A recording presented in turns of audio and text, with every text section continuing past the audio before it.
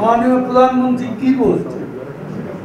সংবাদ কর্মীদের এক প্রশ্নের জবাবে তিনি বলেছেন, কোটা সুবিধা মুক্তিযোদ্ধা নাতি পুতিরা পাবে না তো কি রাজাকারের নাতি পুতিরা পাবে? কোটা সংস্কার আন্দোলনের নামে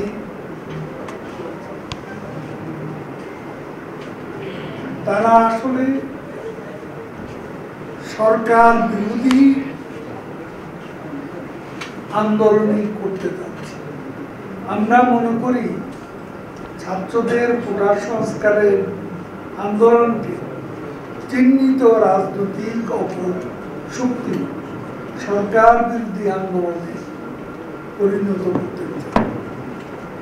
বাংলাদেশের অস্তিত্বকে আঘাত করে মহান মুক্তিযুদ্ধের চেতনা বিরোধী স্লোগান উচ্চারণ, বিচারাধীন বিষয়ে সিদ্ধান্ত গ্রহণ ও মতামত দেওয়া আদালত অবমাননার সামিল। আমরা বারবার আন্দোলনকারীদের বিষয়গুলো স্মরণ করিয়ে দিয়েছি। গত রাতে কোটা সংস্কার আন্দোলনের নামে কতিপয় আন্দোলনের নামে শিক্ষার্থীদের অনেকের রাজনৈতিক বক্তব্য ও কুৎসিত স্লোগান আমরা শুনেছি। এতদিন আমরা যে আশঙ্কা ব্যক্ত করেছি, কোটা সংস্কার আন্দোলনের নামে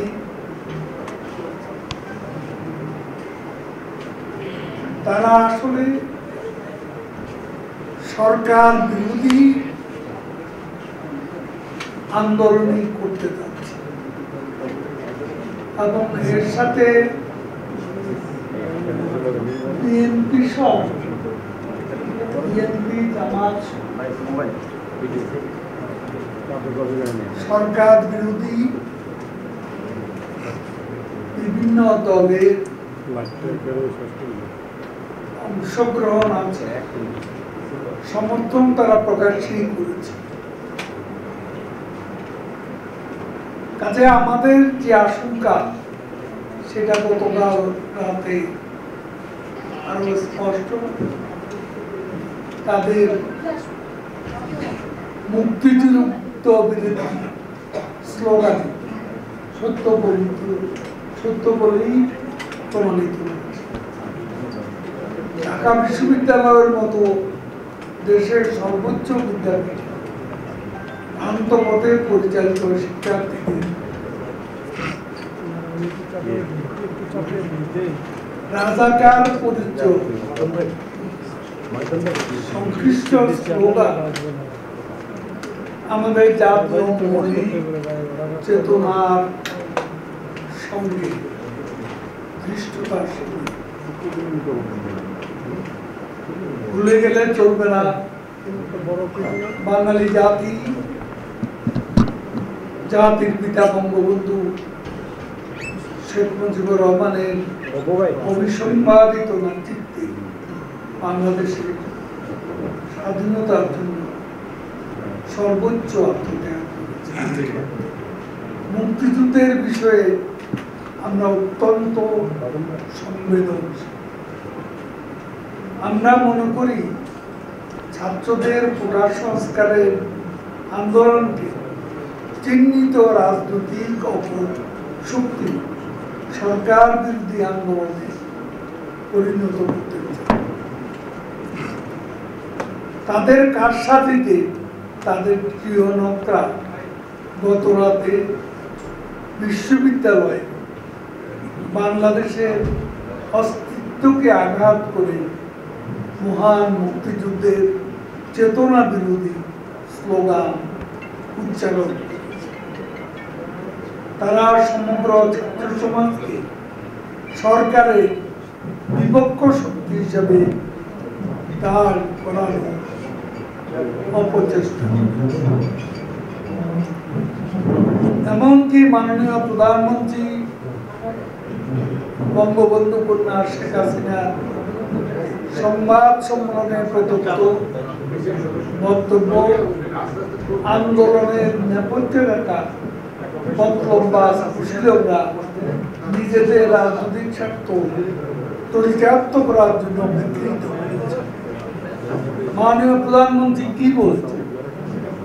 সংবাদ কর্মীদের এক প্রশ্নের জবাবে তিনি বলেছেন, ওটা সুবিধা মুক্তিযোদ্ধা নাতি পুতিরা পাবে না তো কি রাজাকারের নাতি পুতিরা পাবে?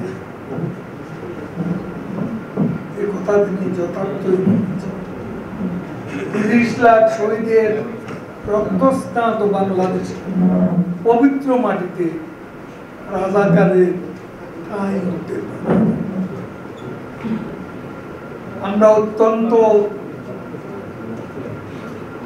দৃঢ়তার সাথে বলতে চাই, মহান মুক্তিযুদ্ধ, বীর মুক্তিযোদ্ধাদের কোনো অপমান বাঙালি জাতি সহ্য করবে।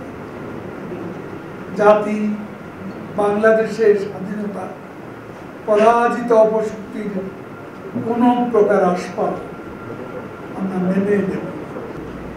মহান মুক্তিযুদ্ধের চেতনার বিপরীতে যে কোনো অপশক্তিকে আমরা কঠোরভাবে প্রতিরোধ করব।